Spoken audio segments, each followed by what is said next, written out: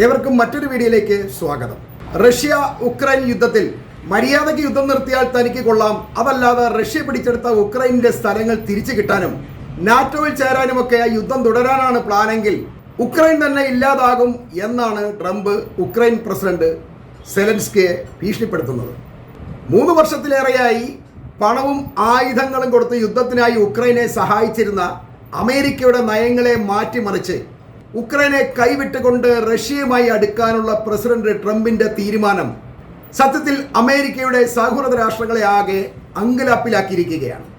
ഉക്രൈനിന്റെ അതേ ഗതിയിലേക്ക് ഇസ്രായേലിനെയും വീഴ്ത്താനുള്ള എല്ലാ സാധ്യതയും ട്രംപിന്റെ ഭാഗത്തു നിന്നും ഉണ്ടാകും എന്നുള്ള സൂചനയാണ് ഫോക്സ് ന്യൂസിന് ട്രംപ് നൽകുന്ന ഇന്റർവ്യൂ നൽകുന്ന സന്ദേശം. ഹമാസിന്റെ കയ്യിലുള്ള ഇസ്രായേലിന്റെ ബാക്കി ബന്ദികളെ മോചിപ്പിക്കാനുള്ള 2ാം ഘട്ടം കരാർ ഉണ്ടാവുന്നുണ്ടോ, അതോ ഗസയെ വീണ്ടും ആക്രമിക്കാനാണോ പ്ലാൻ എന്ന ചോദ്യത്തിന് ഗസയിൽ ഇസ്രായേൽ സൈന്യവും നെതന്യാഹുവും എടുക്കുന്ന ഏതൊരു തീരുമാനത്തോടും താൻ ശരിക്കും യോജിക്കുന്നു എന്നാണ് ട്രംപ് പറഞ്ഞത്. ഈ അഭിപ്രായത്തിലൂടെ ട്രംപ് വ്യക്തമാക്കുന്നത് ഒത്തുതീർപ്പുകൾക്ക് വഴങ്ങാതെ നെതന്യാഹു യുദ്ധം തുടർന്നാൽ അതുമൂലം ഇസ്രായേലിനുണ്ടാകുന്ന എല്ലാ ബുദ്ധിമുട്ടുകൾക്കും അവർ തന്നെയാകും ഉത്തരവാദി എന്നുള്ള കാര്യമാണ്. അതായത് അമേരിക്കയുടെ സഹായം ഇല്ലെങ്കിൽ പോലും യുദ്ധം ജയിക്കാമെന്നുള്ള ബോധ്യമുള്ളത് കൊണ്ടായിരിക്കുമല്ലോ നെതന്യാഹു സ്വയം തീരുമാനമെടുത്ത് യുദ്ധത്തിനിറങ്ങുന്നത്. അങ്ങനെയാണ് ഈ നെതന്യാഹു തീരുമാനിക്കുന്നതെങ്കിൽ അതിന് ട്രംപിനും സമ്മതമാണ് എന്നാണ് അയാൾ പറയുന്നത്. അതല്ലാതെ ഗസയിൽ ചെന്ന് അമേരിക്ക യുദ്ധം ചെയ്യും എന്നും വിശ്വസിക്കേണ്ടതില്ല എന്നാണ് ട്രംപ് പറഞ്ഞതിൻ്റെ ശരിയായ അർത്ഥം. ഈ അർത്ഥം നമുക്ക് മനസ്സിലാവണമെങ്കിൽ ഉക്രൈനുള്ള പിന്തുണ പിൻവലിക്കുന്ന ട്രംപിന്റെ നടപടിയെ ശ്രദ്ധിച്ചാൽ മതിയാവും. അവിടെയും ട്രംപ് ഇതേ തീരുമാനം തന്നെയാണ് എടുക്കുന്നത്. സെലൻസ്കിയുടെ ഈ പണവും ആയുധങ്ങളും ഒക്കെ ഉണ്ടെങ്കിൽ നിങ്ങൾക്ക് അവിടെ പോയി യുദ്ധം ചെയ്യാം. നിങ്ങൾ യുദ്ധം തുടരാനാണ് തീരുമാനിക്കുന്നതെങ്കിൽ നിങ്ങൾ വെറുതെ റഷ്യയുമായി ഏറ്റുമുട്ടി തോറ്റുപോകും, നിങ്ങളുടെ ഉള്ള സ്ഥലം കൂടി പോകും എന്നാണ് ട്രംപ് വ്യക്തമാക്കുന്നത്. ഇസ്രായേലിനോടും ഇതേ നയത്തിൽ തന്നെ ട്രംപ് ഇടപെടുമ്പോൾ ഏത് നിമിഷവും ഇസ്രായേലിന് നൽകുന്ന അമേരിക്കൻ പിന്തുണ ട്രംപ് പിൻവലിച്ചേക്കാം എന്നാണ് നമ്മൾ ഇതിലൂടെ മനസ്സിലാക്കേണ്ടത്. സ്വന്തം പോക്കറ്റിൽ കാശും കയ്യിൽ ആയുധവും ഉണ്ടെങ്കിൽ ആർക്കും ആരുടെയും യുദ്ധത്തിന് പോകാൻ കഴിയുമല്ലോ എന്ന് ട്രംപ് വിശ്വസിക്കുന്നു. അവർ അങ്ങനെ ചെയ്തോട്ടെ, പക്ഷെ അമേരിക്കയെ കണ്ടാലും യുദ്ധത്തിന് ഇറങ്ങണ്ട എന്നാണ് അദ്ദേഹം പറയുന്നത്. ഇപ്പോൾ തന്നെ ട്രംപ് വന്നതിന് ശേഷം 2000 പൗണ്ട് ബോംബുകൾ കഴിഞ്ഞ ദിവസം ഇസ്രായേലിന് കൈമാറിയിട്ടുണ്ടായിരുന്നു. അതുകൂടാതെ $8 മില്യൺ ആയുധങ്ങളും കൊടുക്കാമെന്ന് സംഭവിച്ചിട്ടുണ്ട്. ഈ നെതന്യാഹുവും സെലൻസ്കിയും ഒക്കെ കാണുന്നവരെല്ലാം വെല്ലുവിളിച്ച് യുദ്ധത്തിന് ചെല്ലുമ്പോൾ ഇതിന്റെ എല്ലാം ചെലവ് അമേരിക്കയുടെ തലയിലേക്ക് കയറ്റി വെക്കുന്ന പരിപാടി നിർത്തിയേക്കാനാണ് ട്രംപ് നൽകുന്ന സന്ദേശം. അമേരിക്കൻ ജനങ്ങൾ കൊടുക്കുന്ന ടാക്സിന്റെ പണം കണ്ടവനെല്ലാം യുദ്ധം ചെയ്ത് കളയാനുള്ളതല്ല എന്നാണ് ട്രംപ് ഉദ്ദേശിക്കുന്നത്. അതുകൊണ്ട് ഉക്രൈന് വേണ്ടി ഇതുവരെ കൊടുത്ത മുഴുവൻ പണവും മാത്രമല്ല, ആയുധങ്ങളുടെ വില ഉൾപ്പെടെ മുഴുവൻ സഹായങ്ങളും പലിശ സഹിതം തിരിച്ചു കിട്ടണം എന്ന് ട്രംപ് ഇപ്പോൾ ആവശ്യപ്പെട്ടിരിക്കുകയാണ്. ഉക്രൈനിൽ പണമായിട്ട് തിരിച്ചു തരാൻ ഒന്നുമില്ല എന്ന് ട്രംപിന് നന്നായി തന്നെ അറിയാം. അതുകൊണ്ട് ഈ പണം കിട്ടില്ല എന്നറിയാവുന്നതുകൊണ്ട് ഉക്രൈൻ്റെ പ്രകൃതി വിഭവങ്ങൾ, അതായത് ഈ ക്രൂഡ് ഓയിൽ മുതൽ പച്ചക്കറി വരെ എന്ന് വേണേൽ പറയാം, ഈ കിട്ടുന്ന പ്രകൃതി വിഭവങ്ങളുടെ പകുതി സാധനങ്ങളും അമേരിക്കയ്ക്ക് ഈ കൊടുത്ത പണത്തിന് പകരമായി തിരിച്ചു കിട്ടണം. ഇല്ലെങ്കിൽ ഉക്രൈനെ അടിച്ചൊതുക്കി അമേരിക്ക പിടിച്ചു വാങ്ങുമെന്ന് ട്രംപ് ഭീഷണിപ്പെടുത്തിയിട്ടുണ്ട്. സെലൻസ്കി ആകപ്പാടെ തകർന്ന് തരിപ്പണം അടിച്ചിരിക്കുകയാണ്.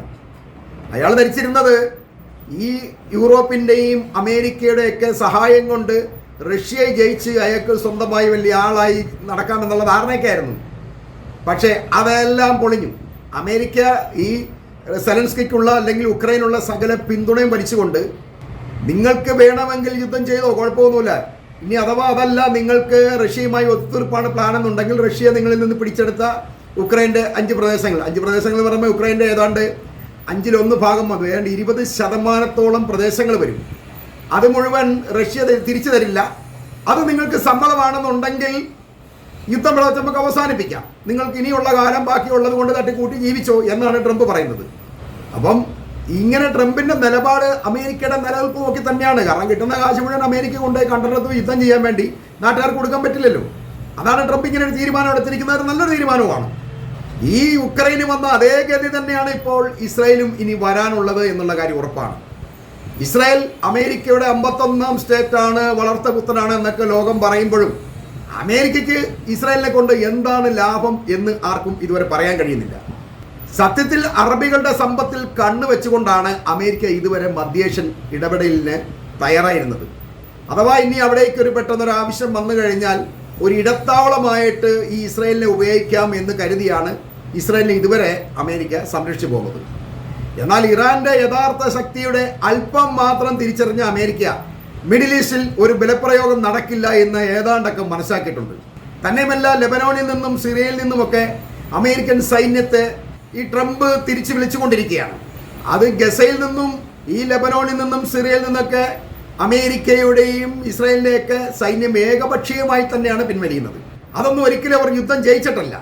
കാരണം നിലനിൽപ്പ് അമേരിക്കയെ തന്നെ ബാധിക്കുന്നു എന്നുള്ളതാണ് ട്രംപ് തിരിച്ചറിഞ്ഞിരിക്കുന്നത്. അതുകൊണ്ടാണ് അവർ ഈ യുദ്ധമൊക്കെ അവസാനിപ്പിച്ച് പതുക്കെ സമാധാനത്തിലേക്ക് അടുക്കുകയാണ്. നമുക്ക് യുദ്ധമൊന്നും വേണ്ട, മര്യാദയ്ക്ക് പോവാം, അല്ലാതെ ബലം പ്രയോഗിച്ച് ഇവരുടെയിലൊക്കെ ഇരിക്കുന്ന സാധനം മേടിക്കാം എന്നുള്ള ധാരണ വെറുതെയാണെന്ന് ട്രംപ് എൻ്റെ കൃത്യമായി മനസ്സിലാക്കിയിട്ടുള്ളത്. കാര്യം അയാൾ ഭ്രാന്തനാണെന്ന് നമ്മൾ പറയുമെങ്കിലും അയാൾ യാഥാർത്ഥ്യബോധമുള്ള അയാൾ തന്നെയാണ്. അതുകൊണ്ടാണ് അയാൾ ഇത്തരം തീരുമാനങ്ങൾ എടുക്കുന്നത്. ഇതുകൊണ്ടെല്ലാം നമ്മൾ മനസ്സിലാക്കേണ്ടത് മിഡിൽ ഈസ്റ്റ് ഒരിക്കലും അമേരിക്കയ്ക്കോ ഇസ്രായേലിനോ കൈപ്പിടിയിൽ ഒതുങ്ങുന്നില്ല എന്ന സന്ദേശമാണ് നൽകുന്നത്.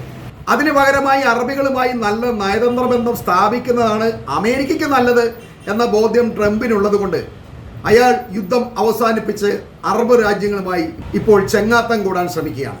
തന്നെയുമല്ല, ഇറാനെ ആക്രമിച്ച് ഇറാന്റെ ഈ അണവായുധങ്ങളും അവരുടെ മറ്റ് ആയുധങ്ങളും എല്ലാം ഞങ്ങൾ ദൂത്ത് തുടയ്ക്കും എന്നൊക്കെ ട്രംപ് തുടക്കത്തിൽ വലിയ വീമ്പൊക്കെ പറഞ്ഞതിൽ നിന്ന് വ്യത്യസ്തമായിട്ട് ഇപ്പോൾ പറയുന്നത് ഇറാനുമായി ഞങ്ങൾ ചർച്ച ചെയ്യും, ഞങ്ങൾ സൗഹൃദത്തിലാവും എന്നൊക്കെയാണ്. ട്രംപിൻ്റെ ഈ നീക്കങ്ങൾ പശ്ചിമേഷ്യയിൽ ഇസ്രായേലിന് തിരിച്ചടിയാവും എന്നുള്ള കാര്യം ഉറപ്പ് തന്നെയാണ്. ഇതിലുണ്ടാകുന്ന കുഴപ്പം എന്താണെന്ന് വെച്ചാൽ, ഇസ്രായേലിൻ്റെ മേലുള്ള അമേരിക്കയുടെ പിടി അല്പം ഒന്ന് അയഞ്ഞു കഴിഞ്ഞാൽ പല്ലുകൊഴിഞ്ഞ സിംഹത്തെ ചെന്നായ്ക്കൾ ആക്രമിക്കുന്നത് പോലെ അറബ് രാജ്യങ്ങൾ ഈ ഇസ്രായേലിനെ വളഞ്ഞിട്ട് ആക്രമിക്കും എന്ന് ഉറപ്പാണ്. അറബികളിൽ നിന്നും ഇസ്രായേൽ ഇതുവരെ പിടിച്ചെടുത്തിട്ടുള്ള മുഴുവൻ സ്ഥലങ്ങളും അവർ തിരിച്ചു പിടിക്കും. അതോടെ ഇസ്രായേൽ എന്ന രാജ്യത്തിൻ്റെ സകല പ്രൗഢിയും അസ്തമിച്ച ഏതെങ്കിലും മൂലയിലേക്ക് അവർ ഒത്തുകൂടേണ്ടി വരും.